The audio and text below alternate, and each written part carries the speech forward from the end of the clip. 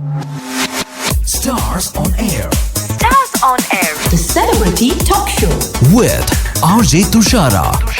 Radio Malayalam 98.6 ഇത് stars on എയറിന്റെ ടൈമാണ്. R J Thushara ഉണ്ട് കൂടെ. നമ്മുടെ കൂടെ ഇന്ന് ജോയിൻ ചെയ്തിരിക്കുന്നത് ഡയറക്ടർ ജിതിൻ കെ ജോസ് ആണ്. Welcome to Stars on Air. Thank you so much. First of all hearty congratulations Kalamkaval എന്ന ഈ ഒരു സിനിമയുടെ സക്സസിന്. And also I want thank you ഇങ്ങനത്തെ ഒരു മാസ്റ്റർ പീസ് നമുക്ക് നൽകിയതിന്. Thank you too. നമ്മൾ വിചാരിച്ചതിനേക്കാളും ഒരുപാട് മേലെയാണ് ഇതിന് കിട്ടിയിരിക്കുന്ന ഒരു അക്സെപ്റ്റൻസ്. അത്രയും പ്രതീക്ഷയില്ല അതിന്. എല്ലാവർക്കും നന്ദി പറയാം. ഞാൻ ചോദിച്ചോട്ടെ, ഈ ഒരു സിനിമ കഴിഞ്ഞിട്ട് കുറെ പറഞ്ഞ പോലെ വളരെ പോസിറ്റീവ് ആയിട്ടുള്ള റെസ്പോൺസുകൾ വന്നു. ഏറ്റവും സ്പെഷ്യൽ ആയിട്ട് റിസീവ് ചെയ്ത ഒരു മെസ്സേജോ ഒരു കോളോ എവിടുന്നായിരുന്നു? ഏറ്റവും സ്പെഷ്യൽ ആയിട്ട് പിന്നെ അല്ല, അതെനിക്ക് തോന്നുന്നു ഞാനിങ്ങനെ പിന്നെ ഷോ കഴിഞ്ഞ് ഇറങ്ങിയപ്പം തന്നെ അപ്പം കുറെ ആൾക്കാരെ കണ്ട് മീൻസ് മീഡിയ കണ്ട് സംസാരിച്ചിട്ട് പോകുമ്പോൾ ഫോണിനകത്ത് കുറെ മിസ് കോൾസ് ഉണ്ടായിരുന്നു. അപ്പം അതില് ഒരെണ്ണം ഇങ്ങനെ ട്രൂ കോളറിൽ ഇങ്ങനെ അൻവർ റഷീദ് നടത്തുന്നുണ്ടായിരുന്നു. അന്നേരം അത് മാത്രം പെട്ടെന്ന് ചാടി പിടിച്ച് വിളിച്ചു. അപ്പം പുള്ളി ഒരുപാട് ഇഷ്ടപ്പെട്ടു പുള്ളി കുറച്ച് സംസാരിച്ചു. അന്നേരം ഒരു മീൻസ് നമ്മളെ ഇറങ്ങിയ മൊമെന്റിൽ തന്നെ അങ്ങനെ ഒരാളെടുത്ത് പെട്ടെന്ന് വന്നപ്പോൾ ഭയങ്കര സന്തോഷം തോന്നി. പുള്ളി ആദ്യത്തെ ഷോ തന്നെ പോയി കണ്ട് ആയിരുന്നു. പിന്നെ അതുപോലെ ഒരുപാട് പേര് വിളിച്ചു. പക്ഷെ അത് റൈറ്റിംഗിൽ നിന്നും ഡയറക്ഷനിലേക്ക് മാറിയപ്പോൾ സ്റ്റോറിയുടെ പെർസെപ്ഷൻ മാറിയിരുന്നു. എപ്പോഴും സിനിമ ആർട്ട് ഓഫ് ഡയറക്ടർ എന്നുള്ളത് അത് അങ്ങനെ തന്നെയാണ്. അപ്പം കുറിപ്പ് എന്ന് പറയുമ്പോൾ ഞാനത് റൈറ്ററാണ്. അതിനകത്ത് കുറെ കൂടെ ഡയറക്ടറുടെ പെർസ്പെക്റ്റീവ് ആയിരിക്കും സിനിമയിൽ എപ്പോഴും വരുന്നത്. പിന്നെ അപ്പൊ അതൊരു ഇതായിട്ട് പറയുന്നതല്ല. അപ്പൊ അത് അദ്ദേഹത്തിന്റേതായ രീതിയിൽ അത് ആ കുറിപ്പിനെ വേറൊരു ലെവലിലോട്ട് ഇതാ മാറ്റിയിട്ടുണ്ട് ശ്രീനാഥേട്ടൻ. അത് അദ്ദേഹത്തിന്റെ ഒരു ക്രിയേറ്റീവ് ഒരു കോൺട്രിബ്യൂഷൻ സിനിമ അത്രയും ഒരു ഇതിലായിട്ട് വന്നത്. അപ്പൊ ഇതിനകത്താകുമ്പോൾ കുറെ കൂടെ എനിക്ക് ബെറ്റർ എന്ന് തോന്നുന്നത് വേറെ വരും. അപ്പം പിന്നെ ഡയറക്റ്റ് ചെയ്യുമ്പോഴാണ് ഒരാളുടെ സിനിമാ സങ്കല്പത്തോടെ ഏറ്റവും അടുത്ത് ഇങ്ങനെ ചെയ്യാൻ പറ്റുന്നത്. അപ്പൊ അത് രണ്ടും ഒരു രീതിയിൽ കമ്പയർ പോലും ചെയ്യാൻ പറ്റാത്ത രീതിയിൽ രണ്ടും ഡിഫറെന്റ് പ്രോസസ്സുകളായിരുന്നു. ഇത് കുറെ കൂടെ സാറ്റിസ്ഫാക്ഷനും ഹാപ്പിനെസ്സും തരുന്ന പരിപാടി ആയിരുന്നു ഡയറക്ഷൻ. അതെ അതിനോടായിരുന്നു കൂടുതൽ പാഷൻ ഉണ്ടായിരുന്നത്.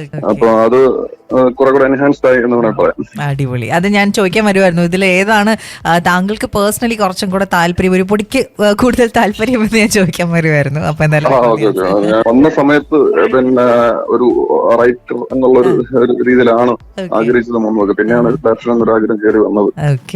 പിന്നെ അതിലാണ് ഒരു കുറച്ചുകൂടെ ഹൈ എന്തോ. ഈ സ്റ്റോറി എഴുതുന്ന സമയത്ത് ഈ ക്യാരക്ടേഴ്സിന് കൂടുതൽ ഡെപ്ത് കിട്ടാൻ വേണ്ടിയിട്ട് സ്പെഷ്യലി ചെയ്ത എന്തെങ്കിലും ഒരു കാര്യമുണ്ടോ? സ്പെഷ്യലി നമ്മുടെ ടോട്ടൽ നെറേറ്റീവ് സ്ട്രക്ചർ ഒരു കുട്ടിക്ക് കോംപ്ലക്സ് ആയിട്ടുള്ള ഒരു നോൺ ലീനിയർ പാറ്റേണും പരിപാടികളും എല്ലാം ഉണ്ട്.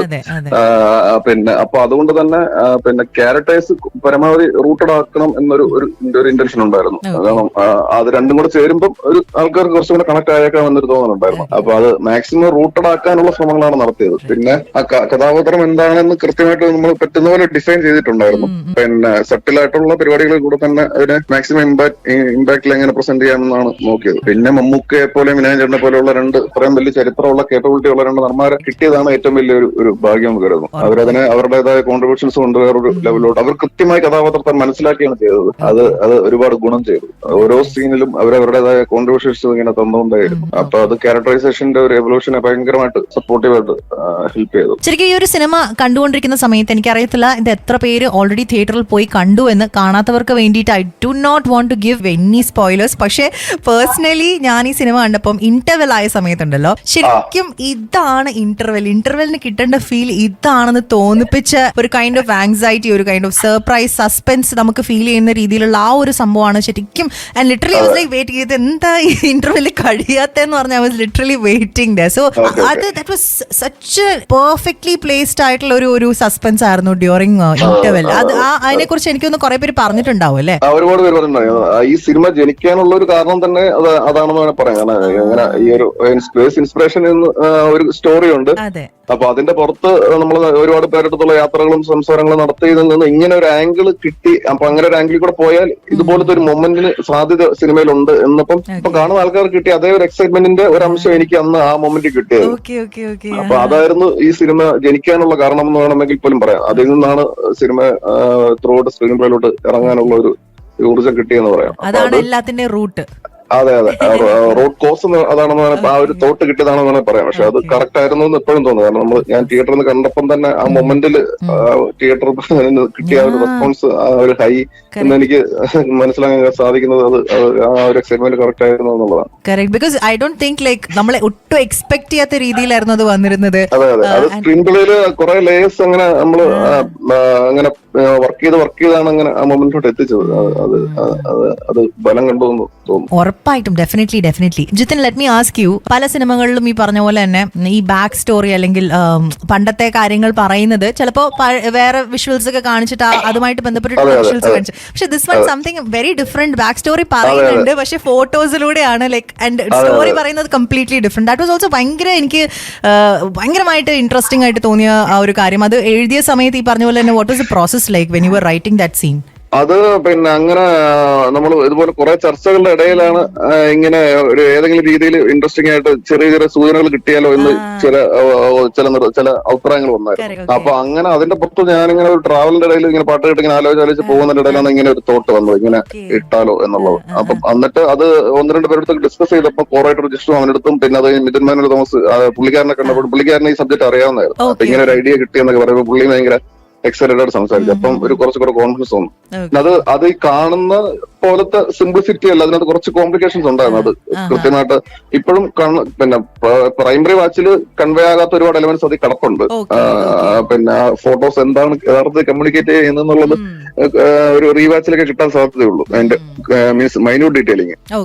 അപ്പൊ അതൊക്കെ പ്ലേസ് ചെയ്യാനായിട്ട് കുറച്ച് കോംപ്ലിക്കേഷൻസ് ഉണ്ടായിരുന്നു എഴുത്തിലാണെങ്കിലും അതുപോലെ തന്നെ എഡിറ്റിലും പിന്നെ ഡബിങ്ങിന്റെ സമയത്തൊക്കെ വിനായകൻ ചേട്ടൻ ഉൾപ്പെടെ ഒരു നല്ലപോലെ സപ്പോർട്ട് ചെയ്തു. അത് ആ ഒരു സാധനം നമ്മൾ ഉദ്ദേശിക്കുന്ന രീതിയിലോട്ട് എത്തിക്കാനായിട്ട് അത് ഭയങ്കര എനിക്ക് പേഴ്സണലി ഭയങ്കര ഇപ്പൊ ചിലർക്ക് അത് ആവശ്യമുണ്ടോ, അത് അങ്ങനെയൊക്കെ ചിലർ ചോദിച്ചിട്ടുണ്ടായിരുന്നു.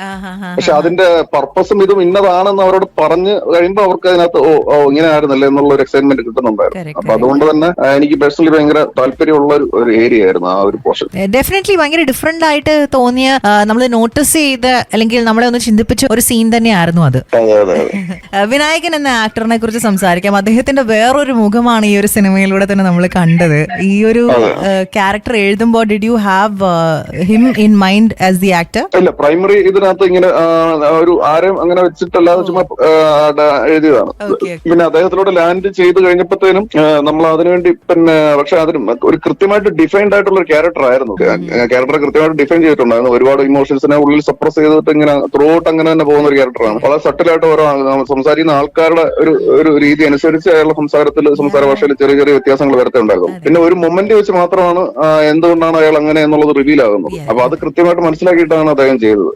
അദ്ദേഹം മുന്നേ ചെയ്ത സിനിമ കഥാപാത്രങ്ങളിൽ നിന്നും ഒരു പൊടിക്ക് ഡിഫറെന്റ് ആണ് അത് പക്ഷെ അത് കൃത്യമായിട്ട് അദ്ദേഹം പിടിച്ചാണ് ചെയ്തത്. ഈ ഒരു സിനിമയെ കുറിച്ച് എടുത്ത് പറയുന്ന സമയത്ത് ഓഫ് കോഴ്സ് ഇതിന്റെ വാവ് ഫാക്ടർ ആയിട്ടുള്ള സാക്ഷാൽ മമ്മൂക്കനെ കുറിച്ച് എടുത്തു പറയണം. കാരണം എനിക്കൊന്ന് പല സോഷ്യൽ മീഡിയ പോസ്റ്റുകളിലൂടെയും പല റിവ്യൂസിലൂടെയും ഏറ്റവും ഹൈലൈറ്റ് ചെയ്ത് പറയുന്ന ഒരു കാര്യമാണ് ഒള്ളി മമ്മൂക്ക ക്യാൻ എന്നുള്ളതാണ്. ഇങ്ങനത്തെ ഒരു രോമാഞ്ചം കൊള്ളിപ്പിക്കുന്ന റോള് അദ്ദേഹത്തിന് മാത്രമേ ചെയ്യാൻ പറ്റുള്ളൂ എന്നുള്ളതാണ്.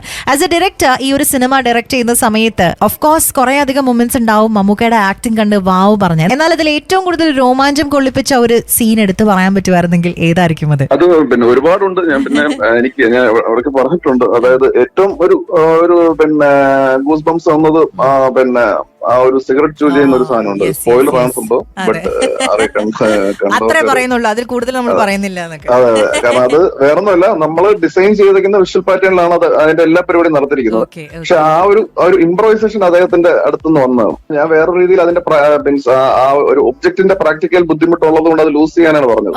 അപ്പം പുള്ളി പറഞ്ഞില്ലടാ അതുകൊണ്ട് ചെറിയൊരു പരിപാടി ഞാൻ കാണിച്ചു തരാം, നോക്കുന്നു പറഞ്ഞു. എന്നിട്ടാണ് പുള്ളി പെട്ടെന്ന് ഇത് കാണിച്ചത്. അപ്പൊ ഇത് ആർക്കും അറിഞ്ഞുകൂടായിരുന്നു ഇങ്ങനെ ഒരു സാധനം പുള്ളി ചെയ്യുന്നത്. അപ്പം പെട്ടെന്ന് നമ്മളങ്ങ് ഭയങ്കരമായിട്ട് ഹൈ ആയത് കണ്ടപ്പോഴത്തേക്കും. പിന്നെ തിയേറ്ററിൽ അതെന്ത് വരുമോ ഇല്ലെന്ന് നമ്മൾ ചിന്തിച്ചില്ല. ബട്ട് എന്റെ അടുത്ത് പിന്നെ ജസ്റ്റ് വേണമെങ്കിൽ കൈ പെട്ടെന്ന് ഇങ്ങനെ കാണിച്ചു തരിക ചെയ്തുകൊണ്ടിരിക്കുന്ന സമയത്ത്. അത് നമുക്ക് മാത്രമല്ല സെറ്റിൽ മൊത്തം ഫീൽ ചെയ്തു എന്നുള്ളതാണ്. കാരണം കട്ട് പറഞ്ഞ അടുത്ത മൊമെന്റിൽ എല്ലാവരും സ്വിച്ച് ഇട്ട പോലെ കൈയടിക്കുമായിരുന്നു. അത് ജീവിതത്തിൽ തന്നെ ഏറ്റവും അങ്ങനെ ഒരു ഫീൽ കിട്ടിയ ഒരു മൊമെന്റ് ആയിരുന്നു. അമേസിംഗ്. അപ്പം നമ്മളെ കേട്ടുകൊണ്ടിരിക്കുന്നവർ തിയേറ്ററിൽ പോയി ഈ ഒരു സിനിമ ഇനി കാണാത്തവരുണ്ടെന്ന് കാണുമ്പോൾ ഈ കാര്യം ഒന്ന് ഓർക്കുക. അത് മമ്മൂക്ക കയ്യിൽ നിന്ന് തന്നെ ഇട്ട് ഇംപ്രൂവൈസ് ചെയ്ത ഒരു സീനായിരുന്നു. അതെ അതെ അതെ That's അതെ amazing. അതിൽ ആ ഒരു ആക്ട് അദ്ദേഹം വിട്ടതാണ്. ആ ഒരു ആക്ടിലാണ് ആ സിനിമ ആ ഒരു സീൻ വേറൊരു ലെവലിലോട്ട് മാറിയെന്ന് തോന്നുന്നു. Definitely okay. ജിത്തിൻ, ഈ ഒരു സിനിമ എഴുതി അതിന് ശേഷം ഈ ഓരോ സീൻസും ഷൂട്ട് ചെയ്യുന്ന സമയത്ത് of course there were changes, no? Like നമ്മൾ ഡയറക്ട് ചെയ്യുന്ന സമയത്ത് ഏറ്റവും ചാലഞ്ചിങ് ആയിട്ട് തോന്നിയ ഏതെങ്കിലും ഒരു പെർട്ടിക്കുലർ സീൻ എടുത്ത് പറയാമോ? അങ്ങനെ നമ്മൾ വിചാരിച്ച സീൻസിൽ നമ്മൾ ഭയങ്കര ചലഞ്ചിങ് ആയിരിക്കും എന്ന് തോന്നിയ സാധനങ്ങളിലല്ല, വളരെ സിമ്പിൾ ആയി തോന്നിയ ചില സ്ഥലത്തൊക്കെയാണ് ചെറിയ കോംപ്ലിക്കേഷൻസ് വന്നത്. അത് കോംപ്ലിക്കേഷൻസിനെ പറ്റി ഡീറ്റെയിൽ ആയിട്ട് പറയുന്നതിന് പരിമിതികളുണ്ട്. അതിന്റെ റിയാലിറ്റി അങ്ങനെയായിരുന്നു സംഭവം. പിന്നെ ഈ പറഞ്ഞ പോലെ നേരത്തെ പറഞ്ഞ ഫോട്ടോ മൊണ്ടാഷ് സീനുണ്ട്, അതും ഷൂട്ട് ചെയ്യാനായിട്ട് കുറച്ച് ബുദ്ധിമുട്ടുണ്ടായിരുന്നു. ആ ഫോട്ടോ മൊണ്ടാഷസ് അല്ല, അവർ ആ സംസാരിക്കുന്നത്, കാരണം അത് മറ്റേ വിഷ്വൽസുമായിട്ട് കണക്റ്റഡ് ആയിട്ട് പോകുന്നതുകൊണ്ട് അതിന്റെ ഒരു സാധനം കറക്റ്റ് ആയിട്ട് കിട്ടണമായിരുന്നു. അതിന് വേണ്ടിയിട്ട് കുറച്ച് ഒരു ബുദ്ധിമുട്ട് വന്നിട്ടുണ്ട്. പിന്നെ അവരുടെ ഒരു നല്ലപോലെ സഹകരണം ഉണ്ടായിരുന്നുകൊണ്ട് നന്നായിട്ട് പോയി. ത്രില്ലേഴ്സ് ആണ് ഇപ്പൊ ശരിക്കും ഏറ്റവും ട്രെൻഡ്. ആൻഡ് മലയാളം സിനിമയിൽ തന്നെ നമ്മൾ നോക്കുകയാണെന്നുണ്ടെങ്കിൽ there have been a very good number of good thrillers അല്ലെ. അപ്പൊ കളംകാവൽ എന്ന ഈ ഒരു സിനിമ എഴുതുന്ന സമയത്ത് അതിനെ ഇതിൽ നിന്നുമൊക്കെ വ്യത്യസ്തമാക്കാൻ വേണ്ടിയിട്ട് was there a particular treatment or like ഒരു പുതിയ perspective that you deliberately used? അതെ അതെ അതെ, ഇത് ത്രില്ലർ, പിന്നെ ഒരുപാട് ത്രില്ലേഴ്സ് പറഞ്ഞ ഇപ്പം പുതുമ ഉണ്ടാക്കുക എന്നുള്ളത് ഭയങ്കര ടാസ്ക് ആണ്. അപ്പൊ നമ്മൾ കുറച്ചും കൂടെ ഒരു ജോണർ ബ്ലെൻഡ് ചെയ്ത് ക്രൈം ഡ്രാമയും കൂടെ കൃത്യമായിട്ട് ഒന്ന് ബ്ലെൻഡ് ചെയ്ത് ഒരു പുതിയ അനുഭവം ഉണ്ടാക്കാനാണ് ശ്രമിച്ചത്. അപ്പം പ്രത്യേകിച്ച് നമുക്ക് ഇതുപോലത്തെ ഒരു കഥാപാത്രം നമ്മുടെ കയ്യിലുണ്ട്, അത് ചെയ്യാനായിട്ട് മമ്മൂക്കെ പോലെ ഒരു വലിയൊരു ആളുമുണ്ട്. അപ്പൊ ഈ എലമെന്റ്സ് ഉള്ളത് കൊണ്ട് ആ ഒരു സംഗതി നമുക്ക് ഒരു രീതിയിൽ അവതരിപ്പിക്കാൻ പറ്റിയെന്നുള്ളതാണ്. പിന്നെ കുറച്ച് നോൺ ലീനിയർ നരേറ്റീവ്സ് ഉപയോഗിച്ചിട്ടാണ് കുറച്ചൊരു സർപ്രൈസ് എലമെന്റ്സ് കയറ്റാനായിട്ട് ശ്രമിച്ചത്. കളംകാവൽ എന്ന ടൈറ്റിലിനെ കുറിച്ചുള്ള ഡിസ്കഷൻസ് ഒക്കെ നടന്നിട്ടുണ്ട്, എന്തുകൊണ്ടാണ് ഈ ടൈറ്റിൽ യൂസ് ചെയ്യുന്നത്. പക്ഷേ ഇത് തന്നെയായിരുന്നു ആദ്യം മനസ്സിലുണ്ടായിരുന്ന ടൈറ്റിൽ? ഇല്ലില്ല, ആദ്യം മനസ്സിൽ ഇതല്ലായിരുന്നു. ആദ്യം മനസ്സിൽ പിന്നെ അങ്ങനെ നമ്മളൊരു നല്ലൊരു ടൈറ്റിലോട്ട് എത്തിയിട്ടില്ലായിരുന്നു. പിന്നെ നമ്മൾ വർക്കിംഗ് ടൈറ്റിലായിട്ട് സൈനൈഡ് ഇങ്ങനെ നമുക്ക് അറിയാൻ വേണ്ടിയിട്ടിരുന്നു. അപ്പൊ അത് പക്ഷെ പിന്നെ കുറച്ച് പേർക്ക് ഇഷ്ടപ്പെട്ട് അത് തന്നെ ആക്കിയാലോ എന്നൊരു ചർച്ചയും വന്നായിരുന്നു. പിന്നെ റെഡ് ബാക്ക് ഒരു ടൈറ്റിലായിട്ട് ഒരു ഓപ്ഷനെ പോലെ ഉണ്ടായിരുന്നു. പിന്നെ അതിലും നമ്മൾ അതൊരു ഭയങ്കര ഏലിയനേറ്റഡ് സാധനമാണ് എന്നൊക്കെയുള്ള സാധനം വന്നു. പിന്നെയാണ് അവസാനമാണ് ഇതിലോട്ട് ലാൻഡ് ചെയ്തത്. അപ്പൊ ഇത് തന്നെയാണ് പെർഫെക്റ്റ് ഇതായിട്ട് തോന്നിയത്. കളംകാവലിന് ഇനി സീക്വൽസ് ഉണ്ടാവുമോ? അതിനെപ്പറ്റി ഇപ്പം പറയുന്നതിന് പരിമിതികളുണ്ട്. സോ ഉണ്ടാവാനും ഉണ്ടാവാതിരിക്കാനും സാധ്യതകളുണ്ട്. Okay, alright. അതുപോലെ ജിത്തിന്റെ മറ്റ് അപ്കമിംഗ് പ്രോജക്റ്റുകളെ കുറിച്ചും കൂടെ ഒന്ന് സംസാരിച്ചു പോയാലോ? കറന്റ്ലി വർക്ക് ചെയ്തുകൊണ്ടിരിക്കണം അല്ലെങ്കിൽ ഞാൻ ഇതിന്റെ ഒരു ഗ്യാപ്പിൽ വേറെ സബ്ജക്ട് മീൻസ് വർക്ക് ചെയ്യുന്നുണ്ടായിരുന്നു. അപ്പൊ അതില് ഒരെണ്ണം കുറച്ച് മുന്നോട്ട് പോയിട്ടുണ്ട്. അതിനെപ്പറ്റി ഒഫീഷ്യലി കൂടുതൽ ഡീറ്റെയിൽസ് പറയുന്നതിന് പരിമിതികളുണ്ട്. അത് വേറെ ആൾക്കാർ ഇൻവോൾവ് ആയിട്ടുള്ള പ്രോജക്റ്റ് ആണ്. ഫോർവേഡ് ആയിട്ടുണ്ട്. അടിപൊളി. ത്രില്ലർ ആണോ നമ്മുടെ മെയിൻ? കൂടുതൽ ത്രില്ലറോട് താല്പര്യം. പക്ഷെ ഞാൻ ഇപ്പം പറഞ്ഞ പർട്ടിക്കുലർ പ്രോജക്ട് ഒരു ആക്ഷൻ ആണ്. ആക്ഷനും ഭയങ്കര ഇഷ്ടമുള്ള. എന്തായാലും അതോടുകൂടി നമുക്ക് Stars on Air wrap up ചെയ്യാനായിട്ടുള്ള ടൈം ആണ്. Thank you so much for joining with us Jithin. Kalamkaval എന്ന സിനിമയുടെ കുറേയധികം വിശേഷങ്ങൾ നമുക്ക് പറഞ്ഞു. Thank you for spending time with us. Okay, thank you so much.